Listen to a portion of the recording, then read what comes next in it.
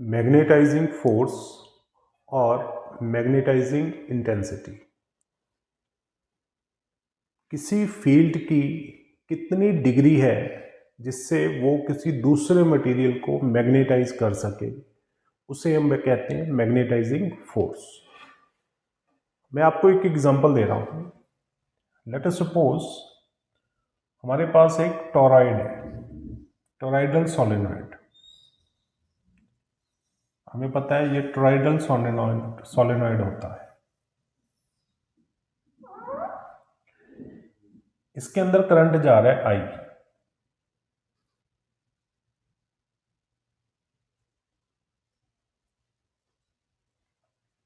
ये एक सोलेनॉइड है, टॉरॉइडल, गोल जिसे कहते हैं। इसमें करंट जा रहा है आई। तो हमने चैप्टर 4 के अंदर पढ़ा है कि इसके अंदर जो मैग्नेटिक फील्ड होगी वो म्यू नॉट एन आई होगी। यहाँ पे एन नंबर ऑफ टर्न्स है, ये 1 2 3 up to N I current की वैल्यू है। तो इस टॉरॉइडल के अंदर जो मैग्नेटिक फील्ड आई है वो mu B equal to mu not N I है। तो इस फील्ड के अंदर ऐसी क्या चीज है कि ये फील्ड किसी दूसरे मटेरियल को मैग्नेटाइज कर दे, यानी मैग्नेट बना दे। तो इस फील्ड के अंदर ये जो फैक्टर होता है एन आई, जिसको एच से डिनोट करते हैं, दिस फैक्टर, इसे हम कहते हैं दिस इज मैग्नेटाइजिंग फोर्स या मैग्नेटाइजिंग इंटेंसिटी भी कहते हैं। जितनी ज्यादा नंबर ऑफ टर्न्स होंगी उसमें उतना ज्यादा करंट होगा, उतना ज्यादा वो फील्ड की वैल्यू को इंक्रीज करेगा। यानी ये जो फैक्टर होता है, this is the responsible factor जो किसी दूसरे मटेरियल को मैग्नेटाइज करेगा। तो इस एन आई को एच कहते हैं। दिस इज मैग्नेटाइजिंग फोर्स और मैग्नेटाइजिंग इंटेंसिटी। अब सपोज ऐसा हो जाए, अभी ये म्यू ले लेता हूं मैं इसको, ठीक है। तो इसकी वैल्यू कितनी आ गई, म्यू एच। यानी म्यू मैंने क्यों लिया है, म्यू होता है परमेबिलिटी। परमेबिलिटी एक अलग कंसेप्ट है। परमेबिलिटी इतना समझिए कि किसी मटेरियल की परमेबिलिटी का मतलब होता है कि कितनी फील्ड को वो अलाउ करता है अपने में से पास होने के लिए। जितना ज्यादा अलाउ करेगा उतना ज्यादा वो मैग्नेट बनेगा। तो ये जो है टॉरॉइडल, इसमें म्यू लिया है मैंने। म्यू का मतलब है कि इसके अंदर मैंने कोई मटेरियल रख रखा है ऐसे। सपोज मैंने एक रॉड गोल करके इसके अंदर रख रखी है। इसको थोड़ा और अच्छा बनाते हैं कि सपोज एक रॉड है ये वाली, और उसके अराउंड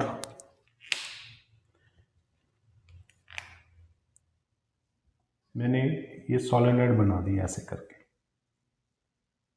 और उसमें करंट जा रहा है, इसकी रेडियस है आर। तो जब इसके अंदर करंट गया तो टॉरॉइडल के अंदर मैग्नेटिक फील्ड आई, तो इस रॉड को उसने मैग्नेट बना दिया। है तो वो रॉड थी आयरन रॉड। इस ब्लू वाली टॉरॉइडल में करंट पास होने के कारण जो उसका मैग्नेटाइजिंग फोर्स है एन आई, इसके कारण ये मैग्नेट बन गया। तो क्वेश्चन हमारी जो डेफिनेशन भी यही है ना कि degree of which magnetic field can magnetise a material, कि कितना उसको मैग्नेटाइज कर देगा। अगर ये रॉड ना होती, if there is no medium, मान लो रॉड हमने नहीं डाली होती, देन ये फॉर्मूला बन जाता म्यू नॉट एच। इसका मतलब ये है, ये वाला केस बन गया ऊपर वाला जिसमें रॉड नहीं थी। एच फैक्टर अभी भी है। ये मैग्नेटिक फील्ड जब भी किसी दूसरे मटेरियल के पास आएगी उसको कितना मैग्नेटाइज करेगी, ये एच पे ही डिपेंड करेगा। यहां पे ये शो कर रहा है कि इस एच ने इसको कितना मैग्नेटाइज कर दिया है। So this is magnetising force.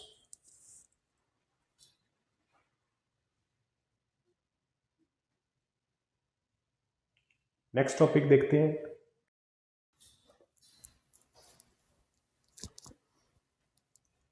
Magnetic permeability. Magnetic permeability हमें बताती है कि कोई मटेरियल मैग्नेटिक फील्ड को कितना अलाउ करता है अपने में से पास होने के लिए। फील्ड आ रही है, आगे कोई मटेरियल है, वो मटेरियल उस मैग्नेटिक फील्ड को कितना परमिट करता है उसमें से पास होने के लिए, that is magnetic permeability. Suppose ये एक मटेरियल है, सपोज पहले इसमें वैक्यूम है, कुछ भी नहीं है, ठीक है, फील्ड लाइन इसमें से पास कर रही है।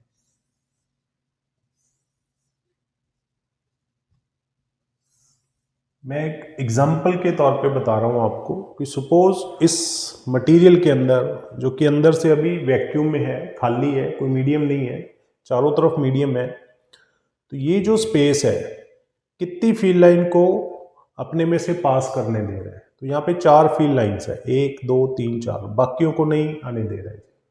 तो इसकी परमेबिलिटी मीन्स कितनी फील्ड लाइन इसमें से पास की।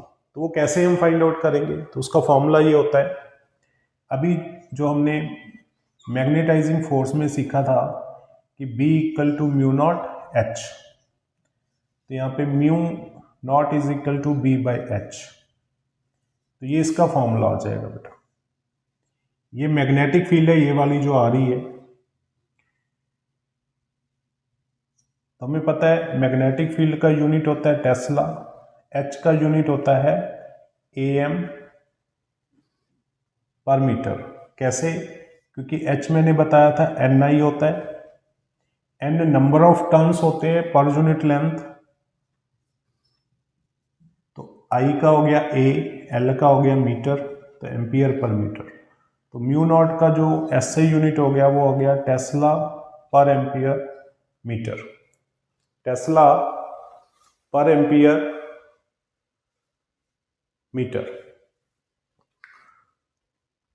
अब मान लो मैंने इस वैक्यूम की जगह कोई मटेरियल डाल दिया, ये कोई मीडियम डाल दिया इसके अंदर। तो जब मीडियम डाल दिया बेटा, तो इसकी परमेबिलिटी चेंज होगी। परमेबिलिटी चेंज होने का मतलब ये है कि पहले जो सपोज मैग्नेटिक फील्ड जो इसके अंदर जा रही थी 4 जा रही थी, 4, 1 2 3 4। अब जब अब इसके अंदर कोई मीडियम को डाल देंगे तो इसकी परमेबिलिटी जो है वो चेंज हो जाएगी। तो वो परमेबिलिटी होगी mu, that is equal to B dash by H। इसका क्या मतलब है कि पहले जा रही थी B मैग्नेटिक फील्ड, अब जा रही है B डैश। अब वो डिपेंड करता है म्यू की वैल्यू पे कि वो रजिस्ट भी कर सकता है या और अलाउ भी कर सकता है। तो बेसिक जो परमेबिलिटी का मीनिंग ये होता है, क्योंकि हम मैग्नेटिज्म पढ़ रहे हैं, कंसेप्ट क्लियर होना चाहिए। परमेबिलिटी अगर लार्ज है, वैल्यू ज़्यादा है, तो ज़्यादा फील्ड लाइंस उस मटेरियल में जा सकती है, अगर कम है तो कम जाएगी। इफ वी हैव 2 मटेरियल, ऐसे समझ लो, ये मटेरियल 1 है, ये मटेरियल 2 है, इसकी परमेबिलिटी μ1 है, इसकी 2 है। अगर μ1 μ2 से ज़्यादा है तो इसमें से फील्ड लाइंस ज़्यादा जा सकती है, इसमें कम जा सकती है। इसमें 5 चलेगी, इसमें 2 चलेगी, ठीक है जी। अच्छा देखिए इसको, एक टर्म इसके अंदर और आती है, उसे हम कहते हैं रिलेटिव परमेबिलिटी। इसको डिनोट करते हैं म्यू आर से।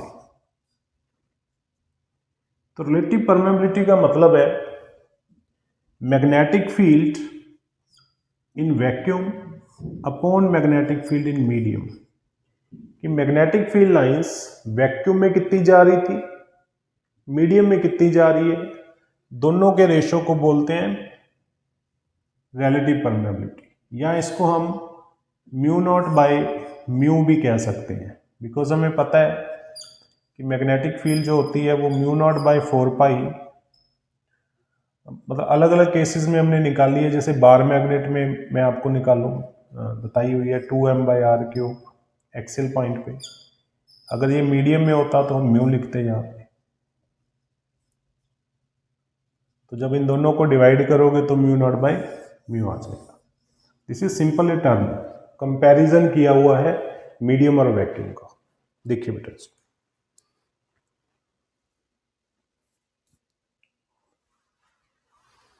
मैं यहाँ पे थोड़ा सा उल्टा कर गया।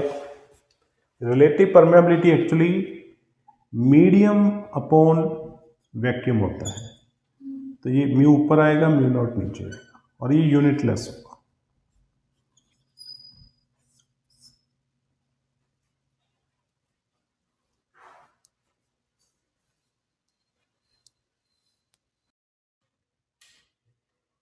थोड़ा नीचे से कटा हुआ है बोर्ड, मैं इसको सेटिंग कर रहा हूँ बेटा। यस।